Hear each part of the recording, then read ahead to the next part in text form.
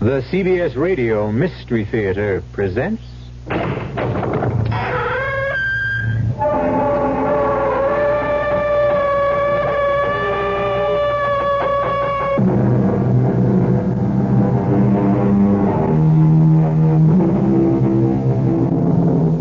Come in. Welcome. I'm E.G. Marshall. An ancient Chinese anecdote tells of a poor man who meets a philosopher. The poor man begs for charity. The philosopher says, "Look at that pebble." He points to a tiny stone. The stone turns to gold. The poor man says, "May I have something bigger?" The philosopher points to a rock, and it too turns to gold. The poor man again asks for something bigger. The philosopher points to a mountain. The entire mountain turns to gold. The poor man is still unhappy. Finally, the philosopher asks, "What do you want?" And the poor man replies, "I want your finger." The moral of this and the tale you're about to hear: you can't satisfy everybody. No, don't come near me. Please, don't. You'll kill me. Yes, I will. You can't get away. Don't stick me with that. It won't hurt. I don't want to die. I don't want to die. You should have thought of that before. You, of all people, you know there's no such thing as the perfect crime. Oh, that's nonsense, my dear. There are hundreds, thousands, for all we know, millions of perfect crimes. Why, every unsolved murder is a perfect crime. And yours wasn't even a murder. It will look like a perfect accident.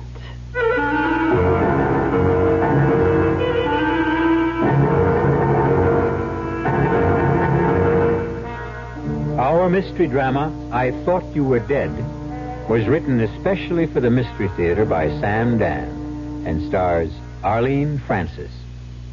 It is sponsored in part by Anheuser-Busch Incorporated, Brewers of Budweiser, and Buick Motor Division. I'll be back shortly with Act One. Child of mine, tomorrow is yours. What kind of world will it be? Every mother worries about the future of her children. But needy mothers overseas, barely surviving at the minimum level of existence, worry even more. Their families have never known a day when they were not hungry. They lack water that is safe to drink, medical facilities, schools. They need your help to give their children a chance in life.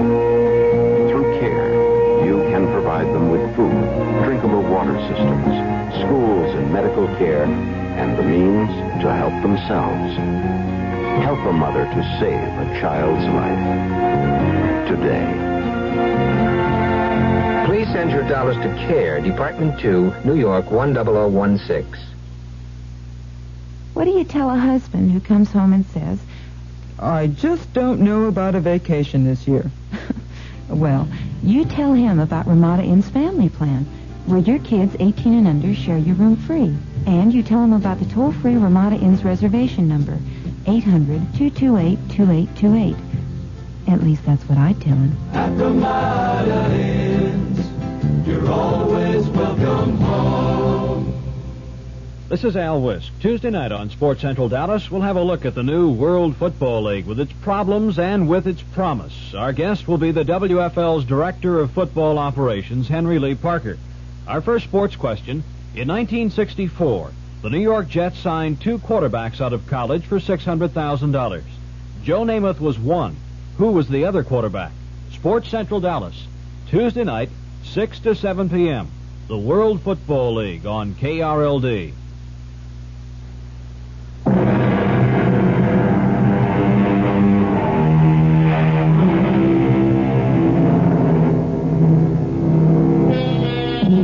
A statement, a slogan, should never be accepted merely because it is widely held and seldom challenged. For instance, they say, dead men tell no tales. But this is not necessarily so, as many a murderer has discovered, but too late. A dead man, especially a recently dead man, can tell a veritable anthology of tales to people like doctors and detectives. But what has all this to do with Jennifer Partridge? Jennifer Partridge, sleek, slender, sophisticated Jennifer. In exactly 10 seconds, the telephone will ring in Jennifer's elegant penthouse apartment, and Jennifer is going to speak to a dead man. Hello? Hello? Yes? Jennifer? Who is this? Jennifer. Do you have to ask? But it isn't. It can't be. It is, Jennifer. It is. No. No. What's the matter with me? It couldn't have been. It's crazy. How could it be Scott? I won't answer it. I won't. Yes, I will. Now listen here. What kind of obscene practical joke do you think this will... Jennifer? Oh, Paul. No, what was that all about? Oh, some idiot. Look, is everything all right? Everything's fine. You sure? Yes, I'm positive. I called because I find I have to cancel your appointment for tomorrow afternoon. I'll have to leave town for a few days. When can we schedule another appointment for you? When? Well, I know how busy you are. How about tonight? Tonight? Right now. Let me see. Well, perhaps Please, I can... Paul. Suppose I come to your place. Yes, Paul. I'll see you soon. Goodbye. Thank you, Paul. Oh.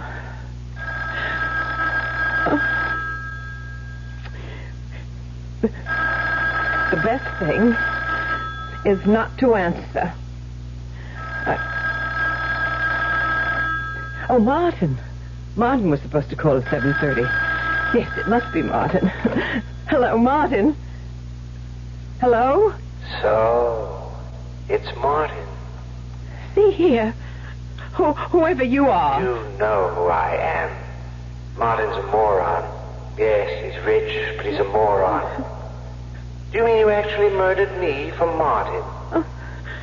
You did, you know. I didn't murder you. Oh, that voice. The tremor in that golden voice.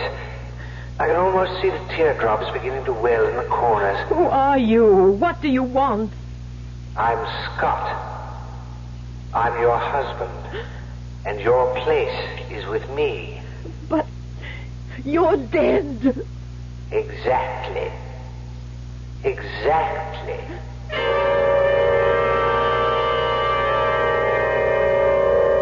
But Scott is dead. I spoke with him. Twice. It isn't possible. Paul, I know Scott's voice. A practical joker. Someone could imitate Scott's voice, perhaps, but... But what? But not the way Scott talks. The way he forms those sentences. He has that whole circular way of... The way Scott talks, how he forms sentences, he has that circular way. You realize you're using the present tense. Because I just heard his voice. And I'm sure you did. Well, finally. In your mind. Oh, I see. I imagined it. That's what you're implying.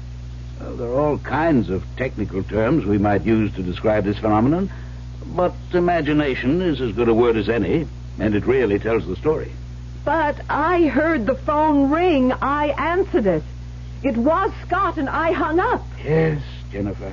Oh, please, no patronizing, please. You and Scott, the love match of the century. Of course, you miss him, and so...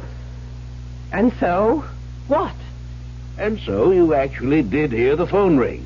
You actually did hear Scott's. And what did Scott say? He accused me of murdering him. Well, did you? Did I what? Do you think you murdered Scott? You were there when Scott was killed. You know how Scott was killed. How can you ask if I killed him? I didn't ask you if you killed him. I asked you if you think you killed him. It was an accident. I wasn't even there. That's not the issue. Perhaps you're thinking if you had been more diligent, more devoted, Scott might not have been there either. I am trying to tell you, Paul. Did the better one die? Now, in the year that Scott's been dead, how many stories have you sold? Well, I haven't really been trying to... Before you married Scott and began the famous Scott and Jennifer Partridge collaboration, how many stories had you ever sold on your own? Well, I'm having it's a case of block.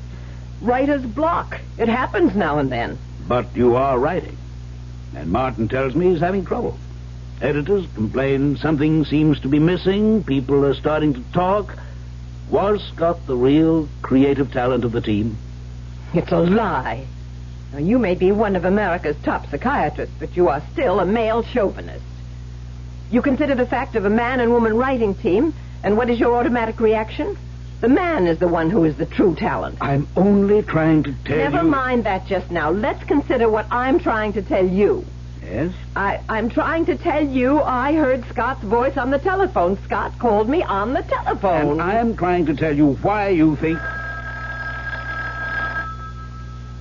Well, who could that be? Now, go ahead, answer it. Hello? Hello. Doing anything, Jennifer? I thought we'd chat. Just a minute. Paul, it's Scott. Pick up the extension. You'll see it's Scott.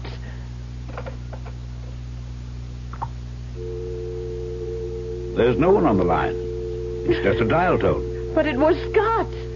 He hung up. He didn't want you to hear him. But he spoke to me. He spoke to me. Jennifer, he's dead. Is that a fact? But I tell you... Is it a fact, yes or no? Yes. Then these conversations can only be taking place in your mind. But it seems so real. So real.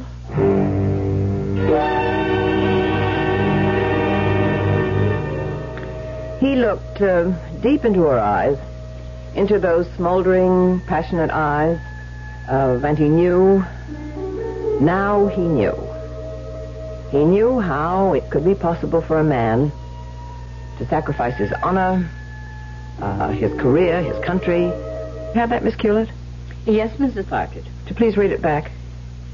He looked deep into her eyes, into those smoldering, passionate... Wait. The whole passage, it sounds familiar. It sounds as if... Yes, Mrs. Partridge, now that you mention it... Why should it sound familiar? You and Mr. Partridge had written that same paragraph 5 years ago in Dead Man's Marriage. Oh, yes. Yes, that's right. I simply have to get away from eyes. That was Scott's trick. May I come in? Absolutely not. I'm working. How's it coming? Splendidly. Level with me? Atrociously. I think you're trying too hard. What does that mean? Just relax. What did St. Clair think of the Merry Christmas caper? He thinks you're trying too hard. But I simply must... You simply must what? Get something published this year. Why? Isn't it obvious? People will say that Scott was the writer. I don't know of anyone who's saying that. But it's true. Now, look, Jennifer, honey, just relax. You're nervous, high-strung. Just like a thoroughbred. No, thank you. It's flattering to be compared with a horse. Well, baby, you can compare an agent with a trainer. They both have to nurse some very temperamental stock. Tell you what we should do. Take 3 months off, get married, go on a cruise. Martin, darling, we can't get married until I get something of my own published. Okay. I know you understand, darling. I understand. I'm not going to win arguments with you, so I came with a suggestion. Yes? People have worked together so closely so long as you and Scott become dependent on each other. But I'm trying to prove that Baby, sometimes you just got to listen. Because Scott died so suddenly, the break was so... Well, it was too abrupt, you know what I mean? You weren't prepared for it. Now let Scott help you. What? What are you saying? The day Scott died, he told me he had just done a kind of treatment for a book called I Thought You Were Dead. What?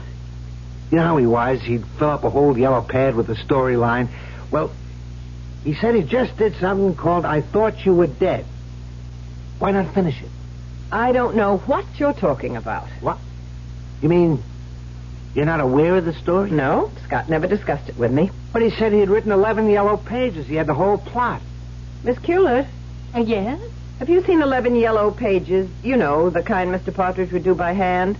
Oh, no, Mrs. Partridge. There. But Scott said he wrote it up. Are you sure you haven't seen it, Miss Culet? No, sir. And I generally know where everything is. Jennifer, you have to write it. But Martin... Look, this whole thing is psychological. For years, you and Scott worked together. He became a habit with you. Well, not everybody can quit a habit cold turkey, so move away from him gradually. See what I mean? But we don't even know where the outline is. It has to be in the house. We'll turn the place inside out and upside down. We'll find those 11 yellow pages. Now, let's start looking. I can tell you, Martin, no one will ever find them.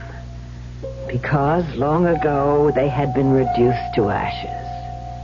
No earthly power can ever recreate them into Scott's original yellow pages. I burned them, destroyed them completely. I had to. Because otherwise, people might discover how I murdered Scott.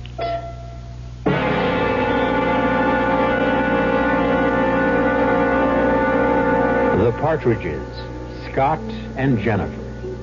Year after year, best-selling novels and award-winning stories would stream from their typewriter. Why should she murder the source of all her wealth?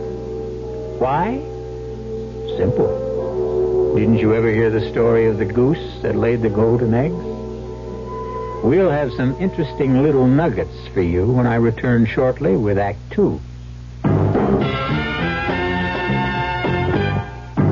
When you drink beer, do you tilt the glass for long, hearty swallows? Or just tip it and sip it? Well, sipping's the thing for wine. But Budweiser beer is a hearty drink, brewed for zest and character. The best way to enjoy Bud is to drink it. Not chug a lug, just man-sized beer drinker swallows. That's when that famous Budweiser taste, smoothness, and drinkability really come through. Smoothness and drinkability that come only from natural carbonation and exclusive beechwood aging. Smoothness and drinkability, too good for any half-hearted sipping. So drink up. You'll see that brewing beer right does make a difference, and that when you say Budweiser, you said it all. Anheuser-Busch, St. Louis. Hart's Mountain announces the no-flea guarantee. We're so sure our flea-killing collar kills any flea on your dog or cat, we'll give you an unconditional money-back guarantee. If not satisfied, write Hart's, Harrison, New Jersey. The Hart's flea-killing collar, the collar with the no-flea guarantee. Get the Hart's flea-killing collar immediately. We guarantee you'll never see an itchy flea. The city of Chicago, state of Georgia, Albertsons Incorporated of Colorado, Bottlers. What do all these have in common? State of West Virginia. They've all joined in and worked with the Pitch-In program to help clean up America. 24th Street Elementary. What can you do? Keep Virginia. Right. United States Brewers Association. Post Office Box 2570, Washington, D.C. 20013. Washington National. Let's all pitch in. Indianapolis Motor Speedway, Colorado Division of Highways. Keep Florida beautiful and cool.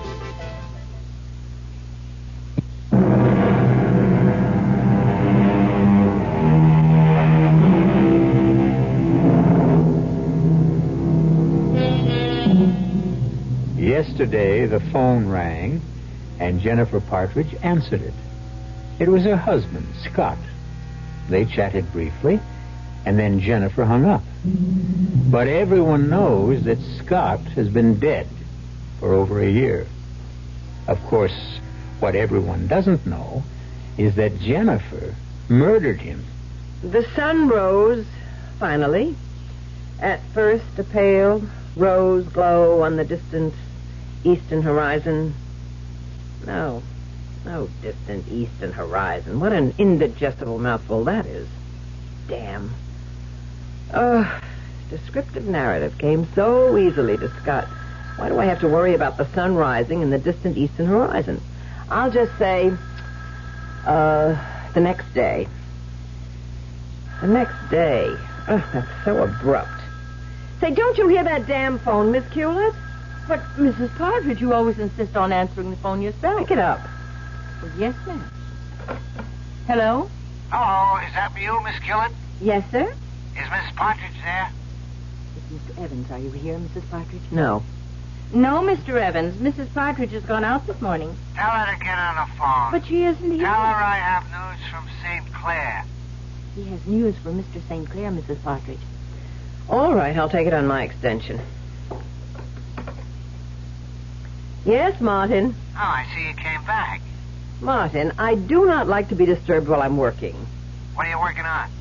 Something new? Drop it. What? I had breakfast with St. Clair. Martin. I told him you found an outline Scott had prepared before he died. But I didn't find it. I told him the title. I thought you were dead. St. Clair flipped. But I don't know anything he insists on about signing it. a contract. But, He's been on the phone to the West Coast. How do I know? Go ahead, ask me. Martin, you must listen. I already got a call from one studio, and you know what time it is out there? 7 o'clock in the morning. Martin, I haven't found the story. Honey, you find it. The bidding has begun, and it's already gone past $1 million. You mean between you and that Miss Hewlett, you can't find that story? Drop what you're doing and look. But you'll find those 11 pages. Martin? Oh, Martin. I've looked everywhere, Mrs. Partridge, but I was unable to Yes, well, we'll just have to keep at it. Now, where were we? Oh, the opening paragraph, the sun rose. No, make that the next day. I don't know. I'm in no mood to... I can tell this is going to be one of those mornings. Look, Miss Hewlett, why don't you take some time off? Drive into town. I could look for those 11 pages. Where? We've just about torn the whole place apart. And then why don't I dust and clean some of Mr. Partridge's trophies and things? If you like. Some of the guns and knives should be oiled. Well, make sure you're very careful. Actually, we should have a gunsmith or someone like that come Oh, in. I don't mind it at all, Mrs. Partridge, and I know how to do it. Very well. Tell Mrs. Mason to have lunch ready at 12, and that could give us a long afternoon for work. Yes, Mrs. Partridge. I really don't understand it. What's that? Mr. Partridge, he was such a methodical man. You know, a place for everything and everything in his place. Yes, I remember. That little homey cliche used to drive me wild sometimes. Now, every time he would finish writing his notes or whatever on his yellow pad, he would always tear off the pages and put them in his right-hand desk drawer. Yes, well, they must be around somewhere. But it's so unusual. I've looked everywhere. Mm-hmm. Well, you recall the Edgar Allan Poe story about the missing letter? Was in the middle of the room, in full view all the time? I'm sure that's what we're dealing with here, too. Yes, Mrs. Partridge.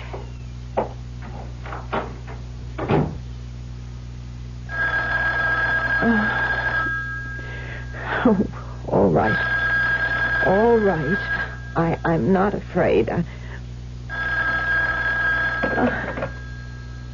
Hello? Hello, darling. Scott? Yes, darling. It's Scott. Who are you? What do you hope to gain by... Dearest, I miss you. What are you after? Have you won the Nobel Prize for Literature yet? Now you're listening. Now you're willing to believe. I am not willing to believe. Who but Scott would know? I held you back, yes. I kept you from expressing your genius. I restricted you to trivial little detective potboilers. I made you fritter away your talent. Scott! Well, express. Express yourself. Oh, you fool, you adorable fool. Neither of us can make it without the other. All right. Whoever you are, you have a game. You want something. What is it? I want you, Jennifer. I love you. We were so good together, in every way. What do you want? You refuse to believe I'm Scott. Look, now, you caught me off guard yesterday, and I was feeling low. But today I can laugh at a practical joke, even if it is in horrible taste. Do you want me to prove I'm Scott? How could you prove? Who but Scott would know why you destroyed my yellow page outline? Ah, you're listening. You're listening now, aren't you?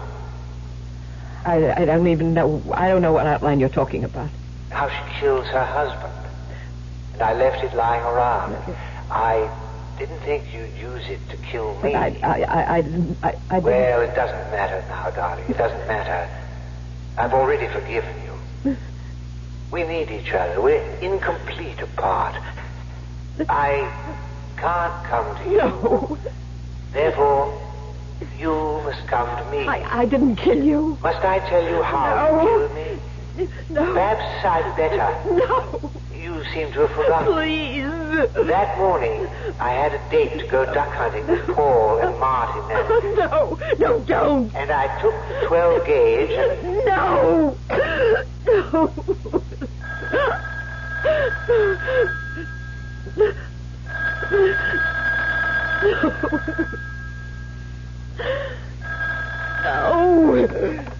You know you have to answer, darling. You know. Don't ever hang up on me again. I'll keep calling back. Now I must tell you how I died. No, I'm just losing my mind. But that morning, before I left home, you inserted a little transparent plastic ring down the barrel in front of the chamber. And so when I pulled the trigger, naturally, the gun exploded in my face. No!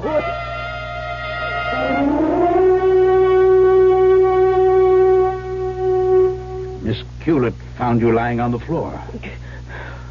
Oh, it's Scott, Paul. I tell you, it's Scott. Jennifer, I think you need a rest. Of course I do, but that won't solve the problem.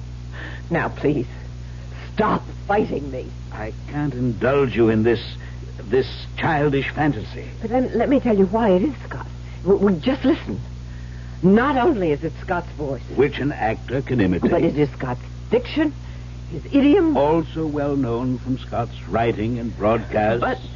But there are things that were known only to Scott and me. How we felt about our writing and the quarrels that we had, and even... Yes? Even an outline that no one else could know about. Well, I knew about it. Scott mentioned it to me and to Martin that morning. Well, you too. You were the only ones who knew. All right, Jennifer.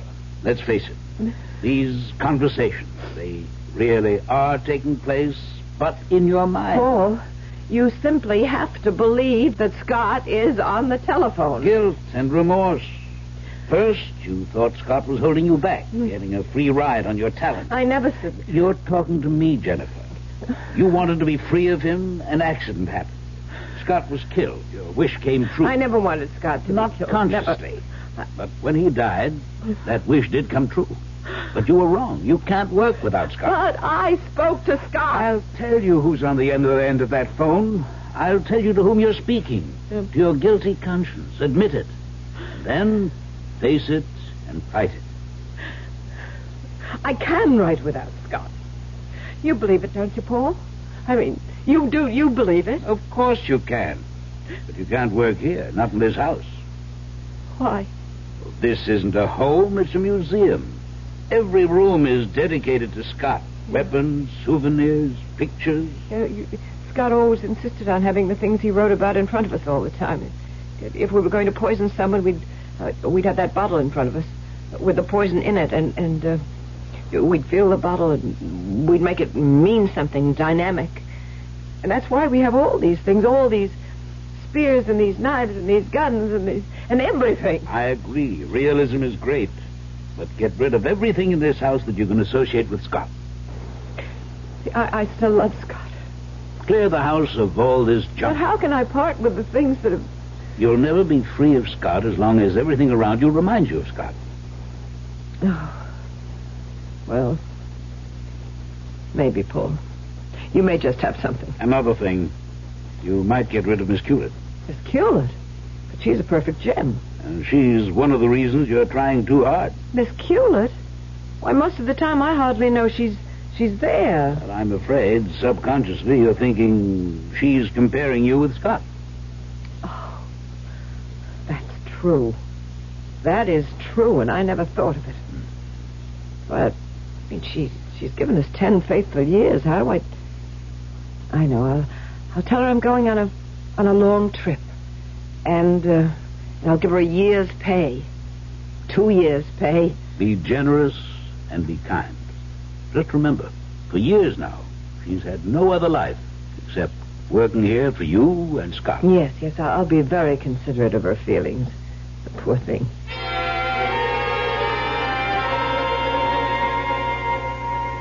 And so it might very well be a year before I come back, Miss Hewlett. I understand, Mrs. Partridge. And if you should like to, go to work again soon, why, Mr. Evans knows of a great many interesting openings. Oh, that would be very kind of him.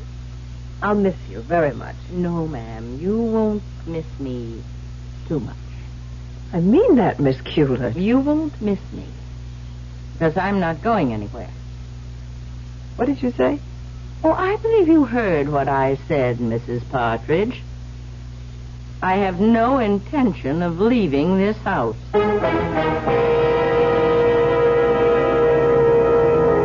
Now, what's this? What makes Miss Hewlett think her employer can't fire her? To say, I have no intention of leaving this house. Meek, Miss Hewlett? We will have to hear some more from Miss Hewlett before we can properly evaluate this latest development. And we shall, when I return shortly with Act 3. It's safe to assume that some of you are listening to my voice from the inside of the wrong car. Not the wrong make, the wrong size. It's especially important these days that the cars we drive fit the way we use them. Now look around. If you've got more room than you've got passengers, maybe a smaller car would be better. If you've got wall-to-wall people, maybe the car is not big enough for the way you use it.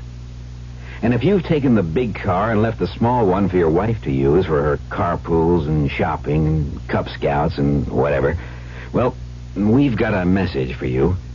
If she hasn't given it to you already, make sure your car fits your lifestyle. Sometimes small is right. Sometimes big is right.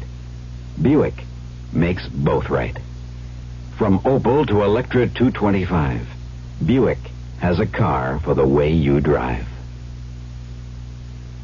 With a name like Smucker's, it has to be good. Because Smucker's cooks have experience. George Butzer, for instance, been with us 23 years now.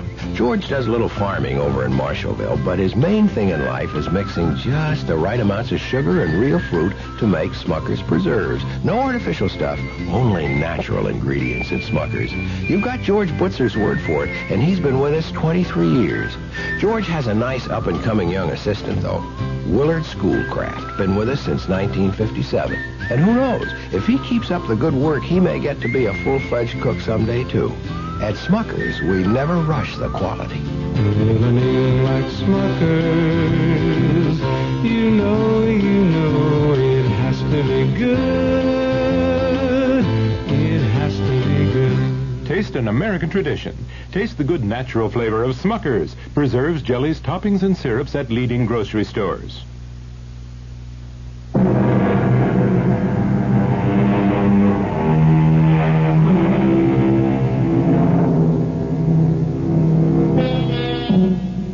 For 10 years, mild, modest, and self-effacing Miss Hewlett has been secretary to the Partridges, Scott and Jennifer. Now Jennifer's doctor has ordered Jennifer to revamp her entire life. Get rid of everything that could remind her of Scott. Everything and everyone. But the most astounding thing has just happened. mousy Miss Culett refuses to be fired. I am not sure I heard what you said, Miss Culett. I said I have no intention of leaving this house. That outline Mr. Partridge wrote, those 11 pages of handwritten notes. Well? I found them. You found them? Yes, Mrs. Partridge. But that's impossible. Were you going to say impossible? I know. You destroyed them. But I found them before you burned them, and I made a copy. I see. What do you want, Miss The Culett? notes explain how a man was killed when his wife tampered with the chamber of his shotgun. That's not proof that Let's think for a minute and decide what it is. Your husband's shotgun exploded in his face, killing him. He had written a story explaining how it could be done. You tried to destroy that story. I will testify that you and he fought. We had the normal disagreements any husband and wife have. For 10 years, I sat in this office like another chair, a piece of furniture. The invisible Miss Culett. I was a machine and took down everything each of you said, and you said everything in front of me. Everything, as if I didn't exist. What do you want? I want things as they are right now. I don't know what that means. I want you to keep living in fear, filled with fright, worrying, wondering what I'm going to do about you. That's all you want? It's enough. Why? What did I ever do to you? What did you ever do to me? Oh, how dare you ask that? I ask because I don't know. You killed the man I loved. The man you loved? You killed Scott Partridge. He didn't even know you were alive. Does that matter? Can you live without the sun? Does the sun know you're alive? You loved Scott? Love? Oh, what a weak, fragile word. I adored him. I worshipped him. And you killed him. You killed him. I don't believe you. Why did I stay here all these years? Yes? What's that, Mrs. Mason? The moving men? To do what? Oh, no. No, there must be some mistake. I will ask Mrs. Partridge. Mrs. Partridge, Mrs. Mason says movers are here to take away all of Mr. Partridge's things. Is that true? Yes. Oh, no. No, I won't permit it. Mrs. Mason, dismiss those men. Mrs. Partridge has just changed her mind. Now, see here, Miss Culett. I'll bring those notes to the police station. I'll swear you threatened to kill him. Nothing in this house must ever be changed.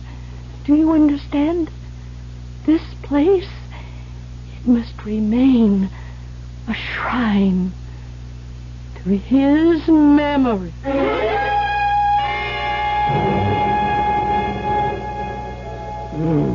No. No, I don't care. I know I'm better. I was always better. I'll kill her. I'll kill her too. No, don't ring. No, I won't answer. No, I won't. I won't answer. Jennifer. Hello. No, Jennifer. You're not. No, you're not. Jennifer, wake up. You're not. Jennifer, wake up. No. Oh, Paul. You were having a nightmare. No,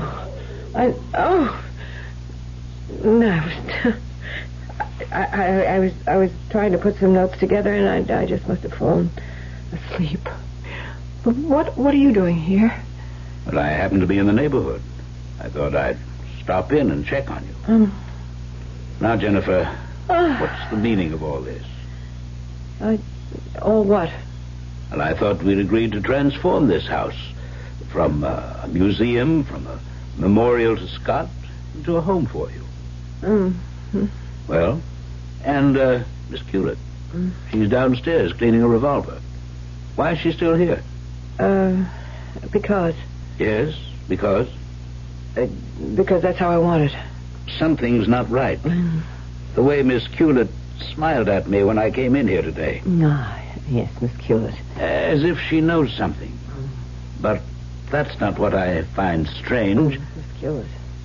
Miss Hewlett. Hidden facets in Miss Hewlett. It's not so much that I noticed the smile. It's not the fact. It's the fact that I noticed Miss Hewlett. That's it. I noticed Miss Hewlett. Jennifer, why didn't you fire her? Because I choose to keep her. There's something about that woman. I'll deal with Miss Hewlett. What does that mean? Let me go back to work. Jennifer, the wastebasket is overflowing. I'm going to keep trying. We'll try to analyze your problem. What's blocking you?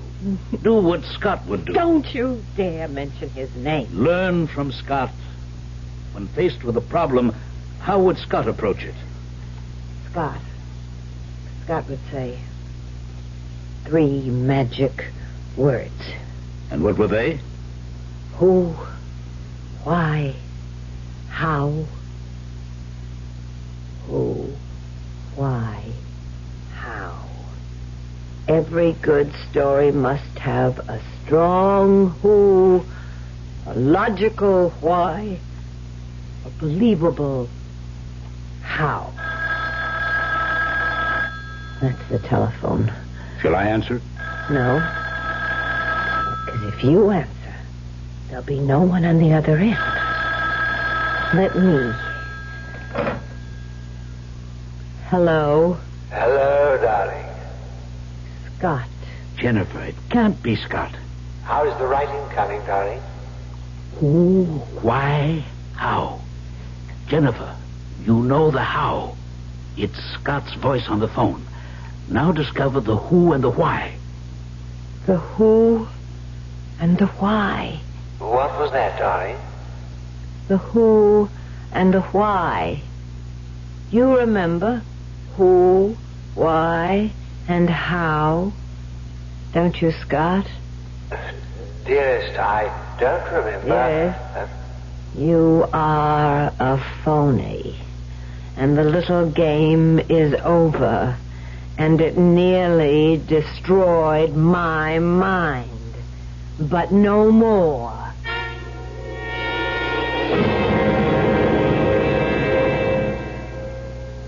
Miss Hewlett, I would like you to take some dictation.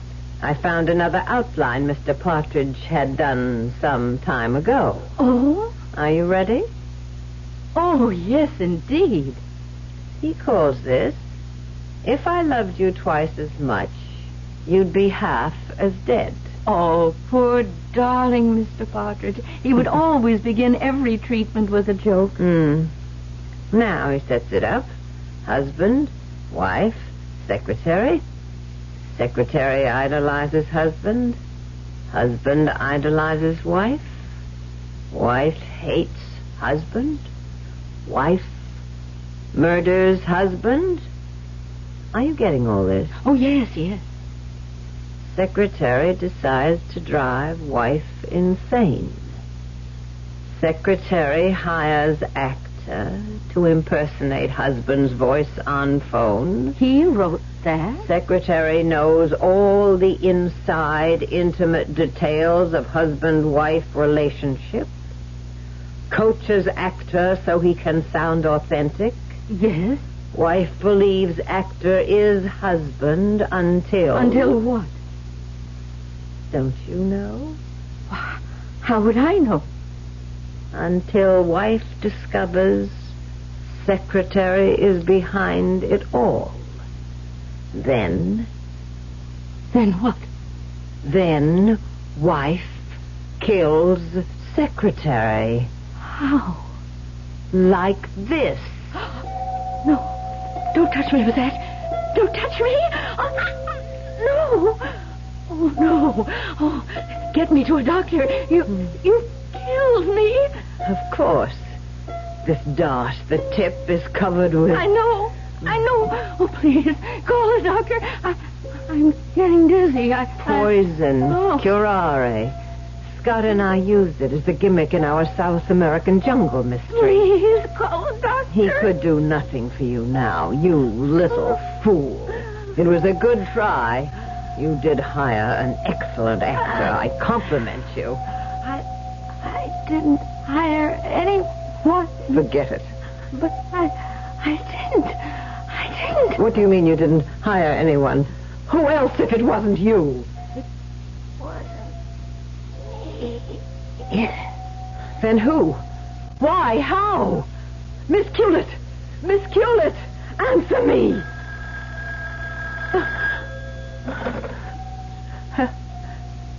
Hello? Darling. No. Why did you kill her? Poor thing. Oh, please. Who are you? Who else could I be? Scott? Scott!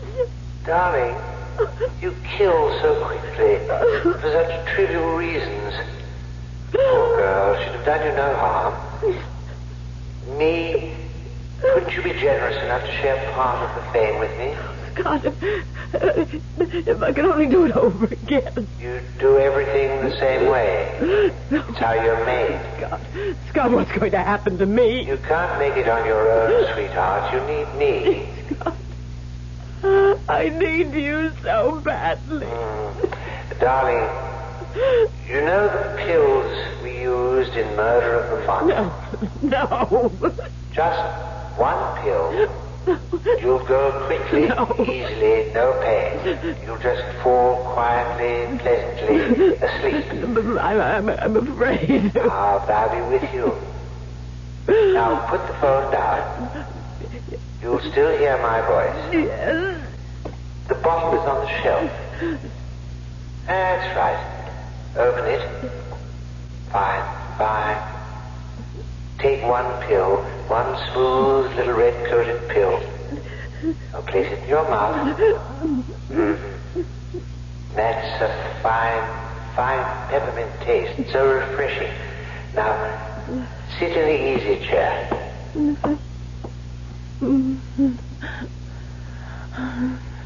Oh, Scott. I'm so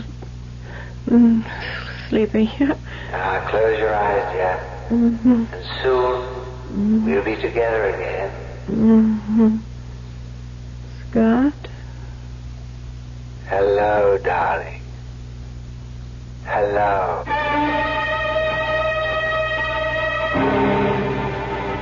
And hopefully they are together again. Not just the two of them, but the three of them. After all, they need Miss Hewlett, too. And they're probably writing mysteries upstairs for the heavenly version of Mystery Theater. So when you go to your just reward, you won't have to miss your favorite program. Where have all the flowers gone? Long time passing. Where have all the flowers gone? Long time ago. Where have all the flowers gone? Gone to ashes, everyone. When will they ever learn?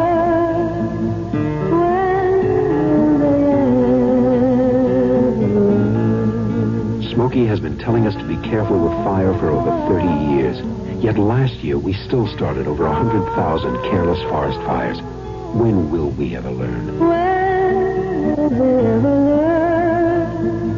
When will they ever learn? A public service on behalf of the Forest Service, State Foresters, and the Ad Council.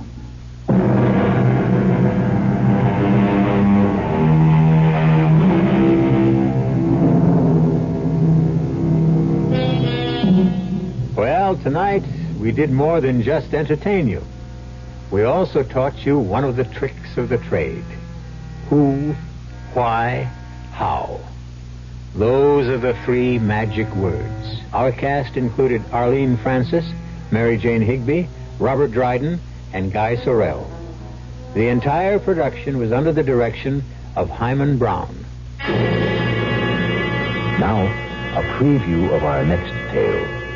It isn't my father's body. Now. Edward, I tell you, it isn't. You knew my father. He was much taller. And he was thin. By heaven, you're right. But this makes no sense at all. It's his head. Yes, it is. I'm going to faint. Outside, quickly. I'll join you. Miss, what is it, miss? Something horrible. Horrible. Oh, what, miss, what? I don't dare say it, Hobbs. I don't dare think it. Mr. Somerset, sir, what is it? What is it in there? The thing in the coffin. It's Sir Simon's head, but not his body. Radio Mystery Theater was sponsored in part by Buick Motor Division and Anheuser-Busch Incorporated, brewers of Budweiser. This is E.G. Marshall inviting you to return to our Mystery Theater for another adventure in the macabre. Until next time, pleasant dreams.